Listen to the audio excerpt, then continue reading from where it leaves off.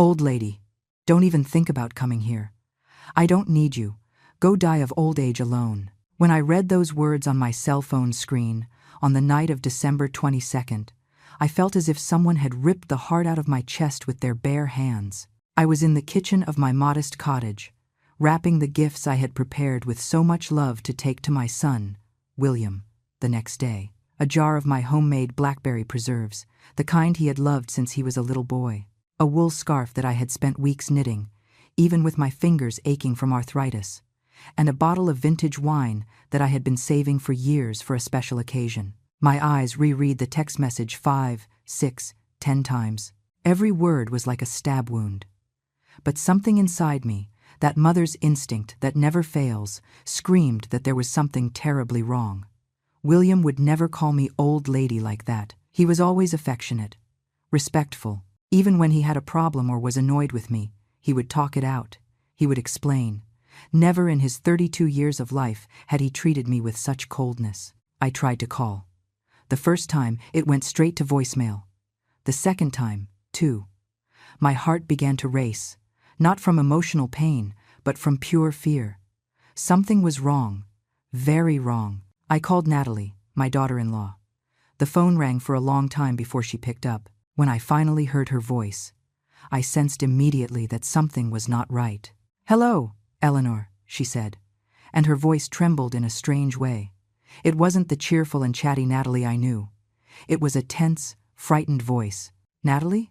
Honey, is everything okay? William sent me a strange text saying not to come over tomorrow." There was a pause that lasted too long. I heard heavy breathing on the other end, as if she were trying to control tears or panic. "Him? He's asleep right now, Eleanor. He had a rough day at the office. I think it's best if you don't come. He's very tired and—" "Natalie, what is going on?" I interrupted her, feeling fear tighten my throat. "Where are you two? Why does your voice sound like that?" "We are at the house. Everything is normal. It's just that—" "Ow! Excuse me, Eleanor. It's really loud here. There's a party at the neighbor's house and—" But I didn't hear any party. What I heard, very faintly behind her voice, was music that made my blood run cold.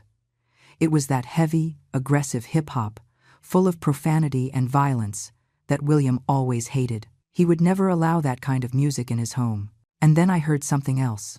A male voice, raspy and aggressive, saying, "Turn that crap off. Tell that bitch to get lost." And the call cut off.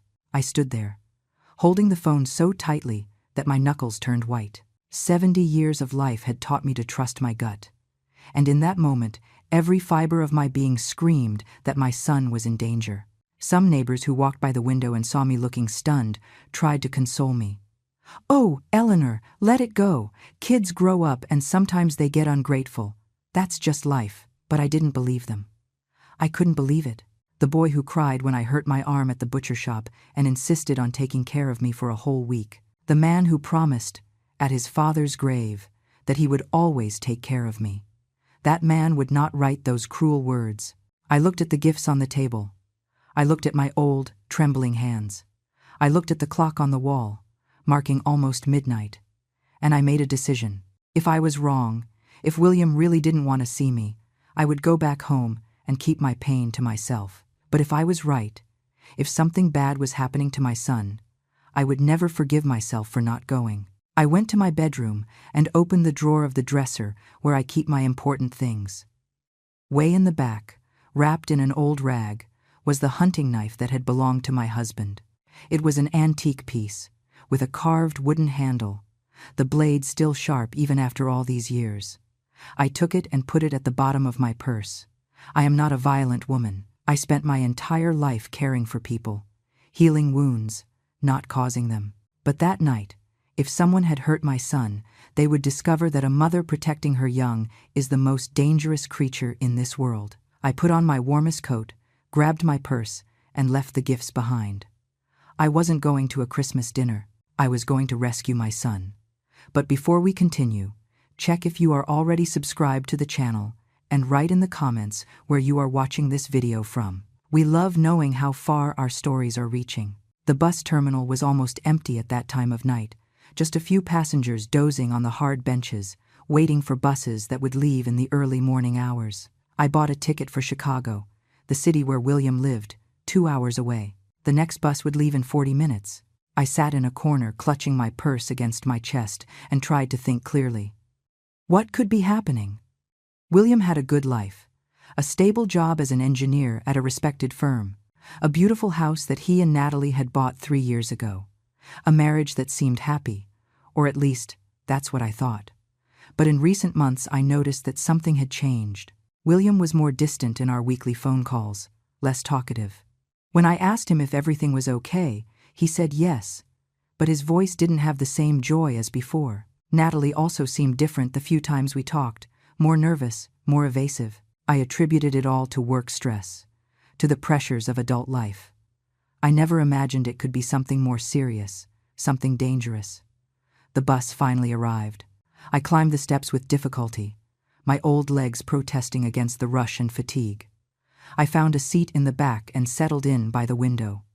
The night outside was pitch black, just a few occasional lights from isolated houses flickering in the darkness as the bus moved down the highway. I closed my eyes, but I couldn't sleep. My mind kept replaying every detail of the call with Natalie, that aggressive male voice in the background. Who was it? Why was he in my son's house? And why was Natalie so scared? I thought about her brother, Jackson. William had told me, months ago, about the problems Jackson was causing. Mixed up with the wrong crowd, always asking to borrow money, showing up at the house drunk. William had forbidden Jackson from entering his home after a nasty fight where Jackson had stolen some valuables to sell for drugs. Could it be him? Had Jackson come back? And if so, what would he be doing there? The fear grew inside me like a living, pulsing thing. I squeezed my purse tighter, feeling the outline of the knife through the fabric. I didn't know exactly what I would find when I got there, but I knew I needed to be prepared for anything. The 2 hours of travel seemed like an eternity. When we finally arrived at the bus depot in downtown Chicago, it was already past 2 in the morning. I got off the bus, feeling the biting cold of the early morning penetrate my bones. My old body ached, but I ignored the pain. There were more important things at stake. I hailed a cab to the suburb where William lived. The driver, a middle-aged man with a sleepy face, tried to make small talk, but I barely answered. I was too focused on what was to come, on what I might find. When we got close to William Street, I asked the driver to stop about 3 blocks away. I didn't want to draw attention by arriving in a taxi right in front of the house. I paid the fare and got out, feeling my legs tremble, not from cold or fatigue, but from pure fear and determination. I walked slowly down the silent street. It was a quiet residential area, nice houses with well-kept lawns. Some still had Christmas lights twinkling, creating a festive atmosphere that contrasted cruelly with the terror I felt in my chest. William's house was in the middle of the block. When I saw it, my heart almost stopped. All the lights were out, the curtains drawn. But what scared me the most was the vehicle parked out front. It wasn't William's silver sedan.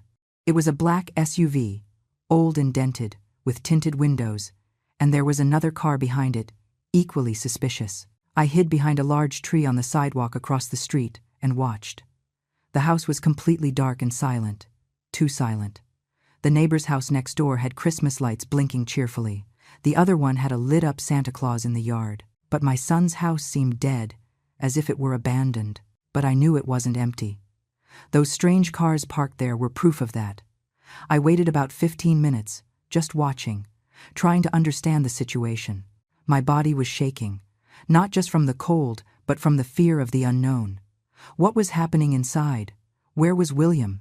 And Natalie? Finally, I gathered my courage and crossed the street.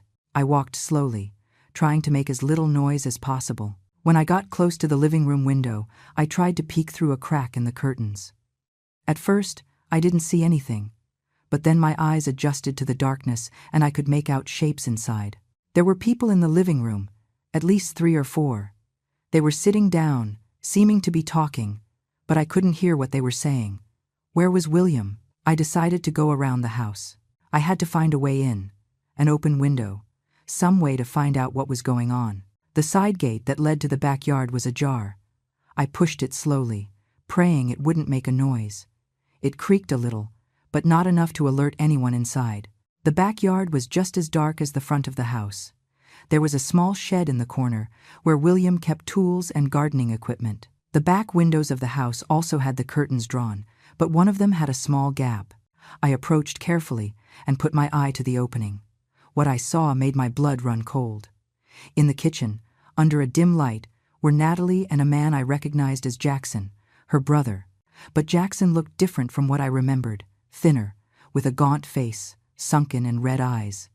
He had new tattoos on his arms and neck, and there was a gun on the kitchen table, right next to a bottle of liquor. Natalie was leaning against the sink, arms crossed, crying silently.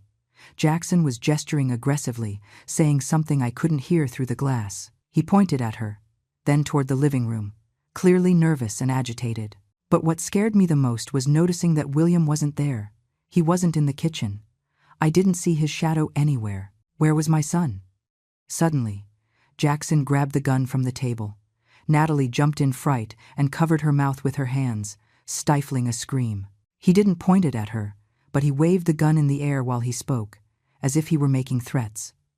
My heart beat so hard I feared they might hear it. I backed away from the window and leaned against the wall of the house, trying to think. I needed to find William. I needed to know if he was okay, and I needed to do it without being seen, without alerting Jackson and whoever else was inside. I looked toward the shed window in the yard. It was locked with a large, new padlock. Strange. William never locked the shed with a padlock. He always said there was nothing of value inside, just old tools and flower pots. Why lock it now? And why with such a big lock? I approached slowly, stepping on the wet grass that muffled my steps. When I got close to the shed, I heard something that made every muscle in my body tense up. A moan. Low, stifled, but unmistakable. It was coming from inside the shed. I pressed my ear against the old wooden door. I listened again. It was definitely a moan of pain. And then, so softly I almost didn't hear it, a voice whispered, "Please, water." I recognized that voice instantly. Even hoarse, even broken by pain, it was my son's voice. "William," I whispered, pressing my mouth against the crack in the door. "William, it's me. It's Mom." There was silence on the other side. Then the sound of chains moving. Chains? My God, what had they done to him? "Mom?" William's voice came, incredulous, desperate. "Mom, no, you can't be here. You have to leave. Now. It's dangerous." "I'm not going anywhere without you," I replied, trying to control the tremor in my voice. "What did they do to you? What is happening?" Through the crack, I heard my son start to cry. Not a child's cry, but the cry of a grown man completely broken, defeated. "They got me, Mom. Jackson and his friends. They're using my house to hide drugs. I found out and tried to stop it. I tried to call the police, but they grabbed me before I could. They beat me, Mom. They broke my leg. They chained me up here." Every word was a stab in my heart. My son, my boy, was in there, hurt, chained up like an animal. "And Natalie?" I managed to ask, although I could barely speak. She's scared. Jackson threatened to kill her if she didn't cooperate. He forced her to give him my unlocked cell phone. He was the one who sent that text to you. He wanted to make sure no one came here and ruined his plans. The rage I felt in that moment was so intense it overshadowed even the fear. How dare they? How dare they do this to my son? In his own home? "Mom, please, go," William implored. "They're going to kill you if they find out you're here. Jackson is high, out of control. He has a gun. He's already said several times that he's going to kill me as soon as he's done using the house. He says he's going to make it look like an accident. Please, Mom, save yourself." "I am not leaving you here," I replied firmly, wiping the tears streaming down my face. "I am your mother. I brought you into this world. I took care of you when you were little and sick. I taught you to walk, to talk, and I am not going to abandon you now." I looked at the padlock. It was large, heavy-duty. There was no way to open it without the key, but the shed door was old, the wood was half-rotten in some spots, and the hinges looked rusty. I looked around the yard, searching for something I could use. There was a crowbar, leaning against the back wall of the house, probably used by William for some repair. I grabbed it, feeling the cold weight of the metal in my old hands. I went back to the shed and inserted the tip of the crowbar between the door and the frame, just below the padlock. I wouldn't try to force the lock itself, but rather rip out the rusty hinges. "Mom, what are you doing?" whispered William, alarmed. "The noise is going to alert them." "Then I better be quick," I replied. I took a deep breath and started to apply pressure. The old wood creaked, but held. I tried again, putting all my body weight on the crowbar. This time I heard a crack. One of the hinges had come loose partially. I continued to push, ignoring the pain in my old arms, ignoring the fear. Another crack. The second hinge began to give way. "Just a little more. Just one more." "Hey, what do you think you're doing?" The voice came from behind me, hoarse and threatening. I spun around and saw a man standing a few yards away. He was big, muscular, with a shaved head and tattoos covering his arms. He had come out of the back of the house and was now looking at me with an expression between surprise and rage. "Jackson is gonna love this," he said, advancing in my direction with a cruel smile. A nosy old lady coming to stick her nose where it doesn't belong. My hand searched inside the purse still hanging from my shoulder. My fingers found the wooden handle of the knife. I pulled it out and opened the blade with a quick movement. The man stopped, surprised. Then he laughed. "Seriously, Grandma? You're going to threaten me with a little kitchen knife? Do you have any idea who I am? What I do to people who get in my way?" "I don't care who you are," I replied, holding the knife with both hands to control the shaking. "You touched my son. You hurt him, and you are going to pay for that." He laughed again and lunged. I didn't think. I just reacted. When he reached out his hand to grab me, I struck. The blade slashed his forearm, not very deep, but enough to make him recoil with a yell of pain and surprise. "Damn crazy old hag, you cut me." He looked at the wound on his arm, then at me, and the amusement in his eyes turned into pure fury. He charged again, but this time with full force, knocking me to the ground. My head hit the hard grass and I saw stars. The knife flew from my hand. "I'm gonna teach you what happens to people who mess with us," he growled, his hands going for my neck. I struggled, tried to scratch, kick, but he was much stronger. His hands squeezed my throat, cutting off my breath. My vision began to darken at the edges. Was this how it was going to end? Would I die there, in my own son's backyard, without managing to save him? No, it couldn't be like this. With my last bit of strength, I reached for something, anything I could use. My hand found a rock on the ground. I grabbed it and smashed it against his head with all the force I had left. He let out a grunt and loosened his grip. I took the chance to push him off and roll to the side, coughing, gasping, trying to get air back into my lungs. He shook his head, stunned, blood trickling from a cut on his forehead. "Butch, what the hell is going on out there?" Jackson's voice came from the house. Heavy footsteps were approaching. The man named Butch got up, stumbling, shooting me a look of hatred. But before he could do anything, the back door opened and Jackson came out, followed by another man. Jackson was still holding the gun. "What the hell is this?" Jackson looked from me to Butch. "Who is this old lady?" "It's William's mother," Butch replied, wiping the blood running down his face. "The bitch attacked me with a knife." Jackson looked at me more closely, and I saw recognition in his eyes. He had seen me a few times when William and Natalie still welcomed him into their home, before everything went wrong. "Eleanor," he said, and there was something dangerous in his overly calm voice. "You shouldn't be here. That was very stupid of you." "Let my son go," I said, getting to my feet with difficulty. My whole body ached, but I stood tall. "Let him go right now, and leave. You still have time to run before I call the police." Jackson laughed. It was a cold, humorless sound. "You aren't going to call any police. You know why? Because if you scream, if you try to call anyone, I'm going to kill William. I'm going to shoot him in the head, right in front of you. And then, I'm going to kill Natalie. And then I'm going to kill you." He pointed the gun at me. My heart was beating uncontrollably, but I didn't back down. "Why are you doing this?" I asked, trying to buy time, trying to think of a way out. "William is married to your sister. He is family." "Family?" Jackson spat the word out like it was poison. William never treated me like family. He always looked down on me, like he was better than me, with his nice house, his good job, his perfect little life. Meanwhile, I was scraping by on the streets, with nothing, with no one. You chose that path, I replied. William tried to help you several times. He offered to get you a job, to help you get into a rehab clinic. But you refused. You preferred the drugs. Shut your mouth, he screamed, the hand with the gun shaking. You don't know anything. You don't know what it's like. Natalie appeared in the doorway, her eyes wide when she saw me. Eleanor, she whispered, and I saw tears streaming down her face. I'm so sorry. I tried to protect William, but I couldn't. Jackson said he was going to kill him. He was going to kill me. He was going to kill all of us if I didn't help. I know, honey, I replied softly, still with the gun pointed at me.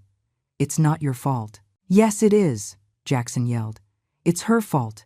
If she had kept her mouth shut, if she had helped me from the start, none of this would have happened. But no, she had to be crying, begging for me to let William go, as if I was just going to release the idiot after he saw me with the merchandise. What merchandise? I asked, although I already knew the answer. Drugs, old lady. Cocaine, crack, crystal, kilos of it. My partners and I have been using your son's house as a distribution point for 3 weeks. It was perfect until that son of a bitch showed up at the house at noon yesterday, when he should have been at work. William had mentioned he would be taking a few days off before Christmas. Jackson clearly didn't know that and was taken by surprise. He saw us unloading the product, Jackson continued, his voice full of rage. He tried to play the hero, said he was going to call the cops. We had to teach him a lesson. Butch here broke his leg with a baseball bat. It was really fun hearing him scream. I felt bile rise in my throat. The image of my son being beaten, having his leg broken, made me feel a rage so intense that for a moment I forgot the fear. You are monsters, I whispered. We are survivors, Jackson corrected. And you, old lady, have just become a problem. Butch, lock her in the shed with William. I'm going to decide what to do with the two of them after we finish packing up the product. Butch came toward me. I thought about fighting again, but I saw it was useless. There were 3 men, all stronger than me, and one of them was armed. If I fought now, I would be killed instantly, and then there would be no one to help William. I let Butch grab me by the arms and drag me to the shed. He ripped off the rest of the hinges I had loosened and opened the door. The smell that came out of there made me cough. Blood, urine, sweat, fear, all mixed into a nauseating stench. Butch threw me inside and slammed the door behind him, leaving me in almost total darkness. Mom! William's voice came from the darkest corner of the shed. My eyes adjusted slowly to the little light coming through the cracks in the door. And then I saw my son. He was sitting on the cold concrete floor, his back leaning against the wall. A thick chain held his right ankle to a metal hook bolted into the floor. His leg was swollen, purple, visibly broken. There was dried blood on his face. His shirt was torn and covered in dark stains. One of his eyes was so swollen he could barely open it. But when he saw me, he tried to smile. Hi, Mom. I ran to him as fast as my old legs allowed and threw myself by his side, hugging him carefully so as not to hurt him more. He rested his head on my shoulder and began to cry. Not the desperate crying from before, but a cry of relief, of not being alone anymore. My boy, I murmured, stroking his dirty matted hair. My son, what did they do to you? It doesn't matter, he said, his voice broken. You came. I can't believe you came. When I read that text Jackson sent from my phone, I thought you were never going to want to talk to me again. I knew it wasn't you, I replied, wiping his tears with my trembling hands. A mother always knows. Always. I looked around the small shed. There was an old table in the corner with scattered tools. A saw, a hammer, pliers. My eyes stopped on the saw. William, can we cut that chain? He shook his head. I already tried. It's hardened steel. We'd need an electric saw or a bolt cutter. The tools in here won't work. I picked up the hammer anyway and examined the metal hook in the floor. It was bolted into the concrete, but the concrete around it looked old, with cracks. Maybe if I hit it enough. Mom, we don't have time, William said. They're going to come back, and when they do, He didn't need to finish the sentence.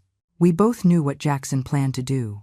He couldn't leave living witnesses, not after everything that had happened. Then we need a plan, I said, forcing my mind to work through the fear and shock. We need to find a way out of here alive. How? William asked, and there was desperation in his voice. There are 3 men, one of them armed. You are, sorry, Mom, but you are 70 years old, and I can barely stand with this leg. He was right. In a direct fight, we stood no chance. But maybe we didn't need to fight head on. Maybe there was another way. Your cell phone, I said suddenly. Where is your cell phone? Jackson took it. He has it in the kitchen. Why? I thought quickly.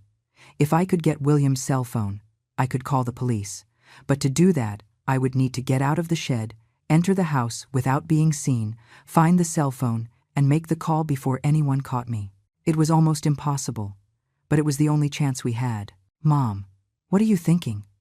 William knew me well enough to recognize that look on my face. I'm going to get out of here and get help, I replied, already getting up. No, Mom, they're going to kill you. They're going to kill us anyway if we stay here waiting, I argued. At least this way we have a chance. I went to the door and peeked through the crack. The yard was empty. Jackson and the others must have gone back inside the house. It was now or never. I love you, son, I whispered. No matter what happens, remember that. Mom, don't. But I was already opening the door slowly, just enough to squeeze through. The cold night air hit me like a slap in the face. I closed the door behind me silently and crouched in the shadows, analyzing the situation. The house had some lights on now. Through the kitchen window, I could see Jackson and Butch sitting at the table, counting money. The third man was not in sight. He was probably in the living room, watching Natalie, or organizing the drugs. I needed to get inside without being seen. But how? I remembered that William had installed a cat door in the back door of the laundry room, even though they didn't have a cat. Natalie wanted to adopt one, but they never got around to it. Was the little door still there? I moved slowly along the side of the house, staying in the shadows until I reached the laundry room door. And yes, there was the little door, small, but maybe big enough for me to pass through. I had to try. I knelt on the cold ground and pushed the cat flap slowly. It opened with a slight squeak that made me freeze, my heart pounding. I waited, listening. No alarm sound, no one coming to investigate. I pushed my body through the narrow opening. It was difficult. My old bones protesting, my muscles screaming with the effort. I got stuck halfway for a terrible moment, but I managed to wiggle and squeeze through. I was inside. The laundry room was dark and silent. I moved like a ghost to the door that led to the hallway. Through it, I could hear voices coming from the kitchen. Let's finish this soon, Jackson was saying. It's already too risky if someone notices William didn't show up for work after the holidays. We're going to make it look like an accident, replied Butch's voice. House fire. His body and the old lady's burned too badly for clear identification. We'll say they were cooking something, and it all went to hell. And Natalie? She disappears, vanishes. People will think she ran away after the trauma of losing her husband and mother-in-law. No body, no crime. My blood ran cold. They had it all planned. And Natalie? Poor Natalie. She would be forced to disappear, to live in fear forever, knowing what happened, unless I stopped it. William's cell phone was on the kitchen table. I could see it from there, but there were 2 men between it and me. I needed a distraction. My eyes swept the laundry room.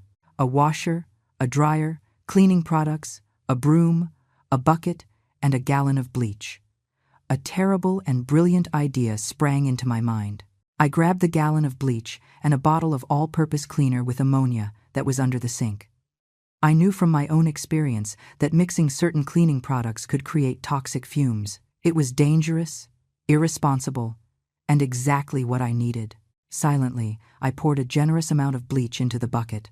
Then I added the cleaner. The mixture began to foam immediately, and a strong, suffocating vapor began to rise. I lifted the bucket, took a deep breath, and threw it through the open hallway door toward the kitchen. The bucket flew, spilling its contents across the floor and spreading that toxic vapor. Jackson and Butch jumped out of their chairs, shouting, "What the hell is this? Is something burning?" The chemical smoke quickly invaded the hallway and began to enter the kitchen. The men were coughing, eyes watering. In the confusion, I ran out of the laundry room, holding my breath as long as I could, and snatched the cell phone that was on the table. "It's the old lady," yelled Butch when he saw me. "She's here." But I was already running back, fleeing from them, with the cell phone pressed against my chest. Heavy footsteps followed me. Jackson was shouting obscenities. I reached the living room and saw the third man getting up from the sofa, confused. Natalie was in the corner, eyes wide. There was no time for explanations. I ran to the front door and threw it open, bolting out of the house. The cold night air burned my lungs as I ran down the silent residential street. Behind me, I heard the door open violently and the men coming out. "Get her, damn it! Don't let her escape." My old body wasn't used to this. Every step was agony, my heart beating so hard I thought it would explode. But I kept running, my fingers already trying to unlock William's cell phone while I ran. Thank God, it didn't have a password. He always left it unlocked when he was home. I dialed 911 as I ran, almost tripping over a crack in the sidewalk. 911. "Emergency," a female voice answered. "Help!" I screamed, panting. "They are chasing me. Acacia Street, number 245. My son is kidnapped. There are drugs in the house, armed men." A gunshot rang out behind me. I heard the asphalt get hit a few yards away. I screamed and threw myself behind a parked car. "They shot at me. They are shooting!" I yelled into the phone. "Ma'am, stay calm. Units are on the way. Where are you exactly?" But I couldn't answer. Jackson and Butch were running in my direction. I got up and kept running, turning down a side street, then another. The neighborhood was a maze of residential streets I didn't know. Another shot. This time it hit a streetlight above me, shattering the glass and showering me with shards. I turned another corner and saw a small church. The door was locked, but there was a side gate that led to a garden. I ran there and threw myself behind a stone statue of the Virgin Mary, panting, every muscle in my body screaming. I pressed the cell phone against my chest, trying to control my breathing, trying not to make a noise. Heavy footsteps approached. I heard Jackson and Butch's voices arguing. "Did you see where she went? She has to be around here somewhere. The old lady can't have gone far. We have to find her before the cops arrive. If she talked to them, they must be on their way. Then let's find that bitch quickly and end this." I remained completely motionless, hidden behind the statue, praying silently that they wouldn't find me. My whole body was shaking, not from cold, but from pure terror. I had a cell phone. I had called the police, but I didn't know how long they would take to arrive. What if they didn't arrive in time? The footsteps got closer. Jackson and Butch were searching the church garden. I saw the shadow of one of them pass along the wall near where I was hiding. "Look here," Butch said, and my heart almost stopped. Footprints in the wet grass. They lead that way? They were following my trail. In a matter of seconds, they would find me. I looked around desperately, looking for a way out, a weapon, anything. My eyes landed on a piece of wood on the ground, part of a broken bench. It wasn't much, but it was better than nothing. I grabbed the wood and waited. If they were going to find me anyway, at least I wasn't going to make it easy for them. The shadow on the wall grew larger. Someone was coming. I gripped the wood with both hands, ready to swing it with all the strength I had left. And then I heard the most beautiful sound in the world. Sirens. Distant, but unmistakable. The police were coming. "Damn it," cursed Jackson. "Let's go. Now!" "What about the old lady?" "Screw the old lady. If we stay here, we're gonna get busted.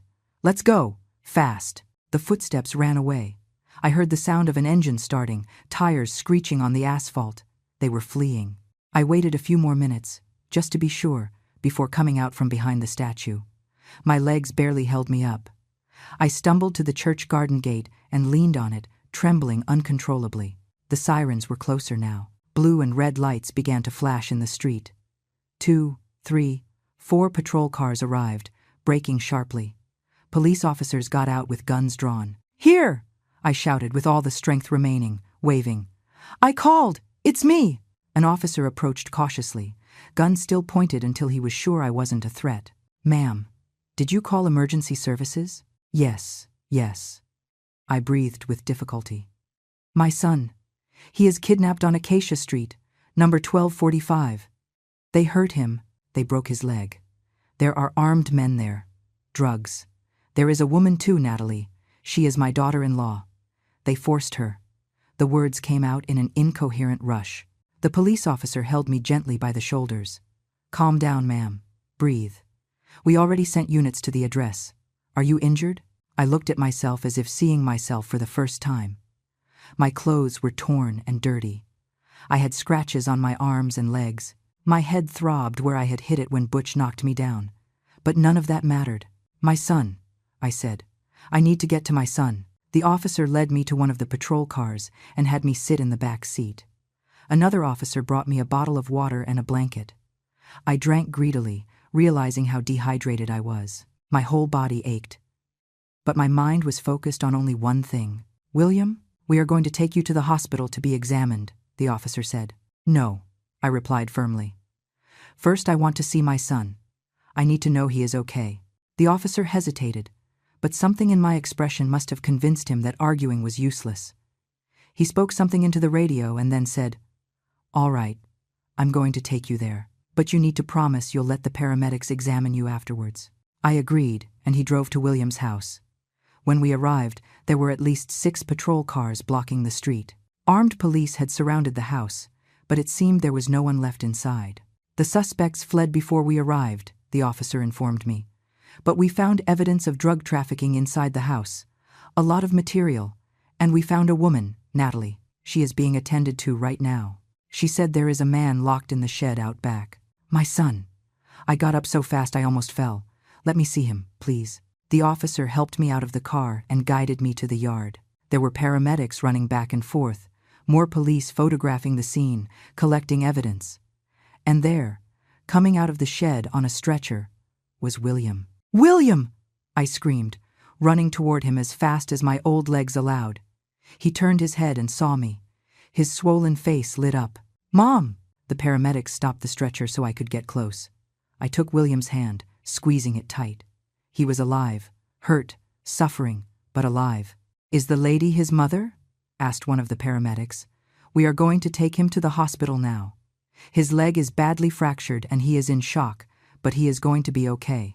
I looked at my son and saw tears streaming down his face. You saved my life, he whispered.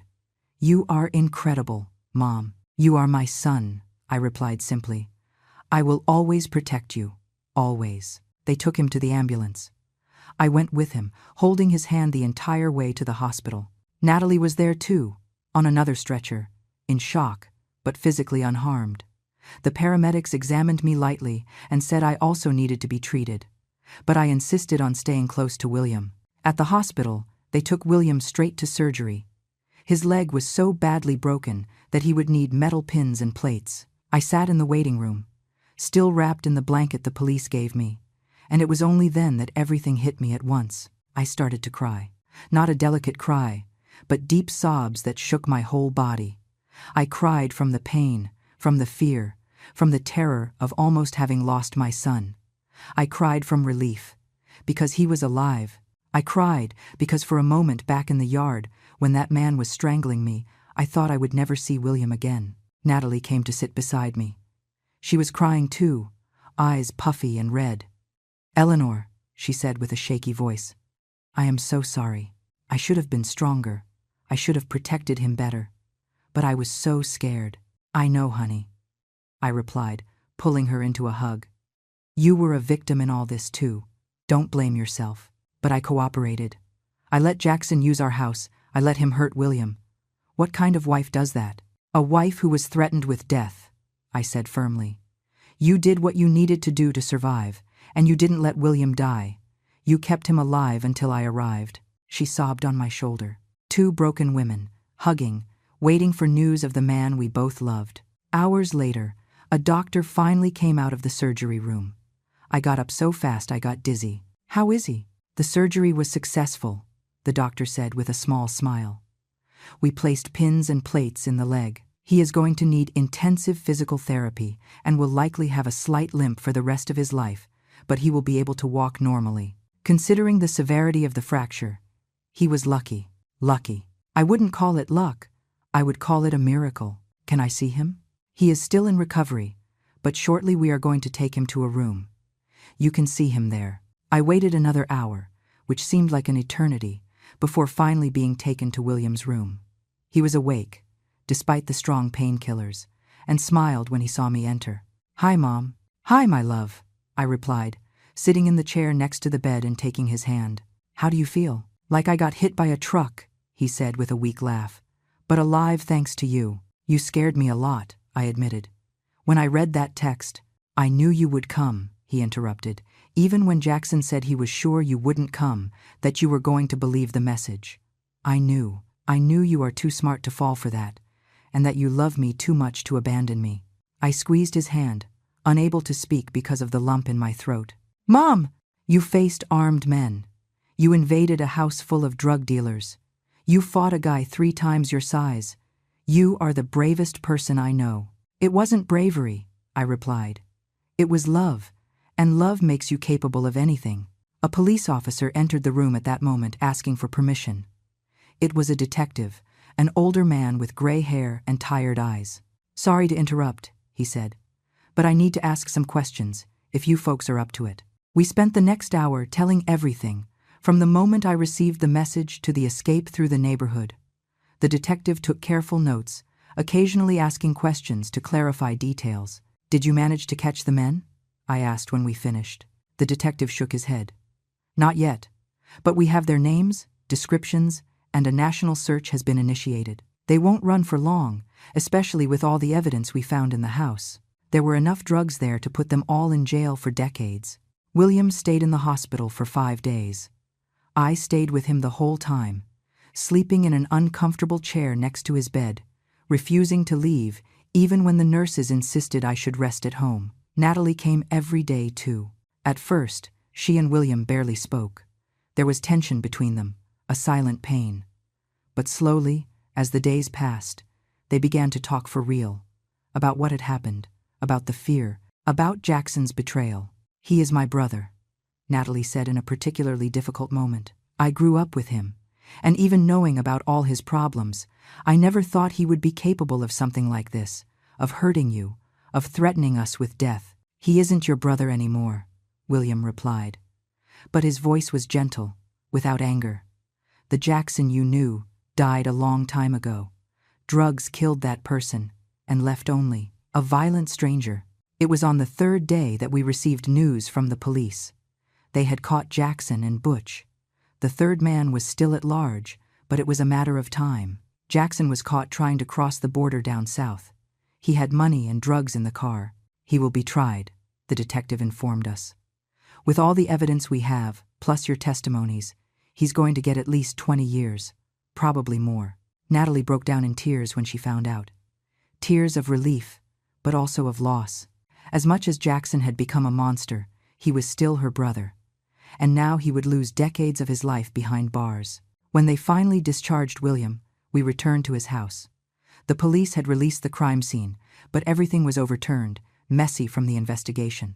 Natalie and I spent days cleaning, organizing, trying to make the house look like a home again instead of a scene of horror. The shed out back was completely cleaned out. I insisted on doing that myself, even though William protested. I needed to erase any trace of what had happened there. I washed the floor where my son had bled. I removed the chain and the metal hook. I painted the walls a bright, cheerful color. When I finished, it wasn't a prison anymore. It was just an ordinary shed again. William did physical therapy 3 times a week. It was painful, exhausting, but he persisted. I went with him whenever I could, holding his hand when the pain became unbearable, cheering him on when he wanted to give up. "You are going to walk again," I always said. "You are going to run again, dance, live. This is temporary. The pain is temporary. But you are strong. You are my son, and we don't give up." It took 3 months, but he finally managed to walk without crutches, with a slight limp, as the doctor predicted.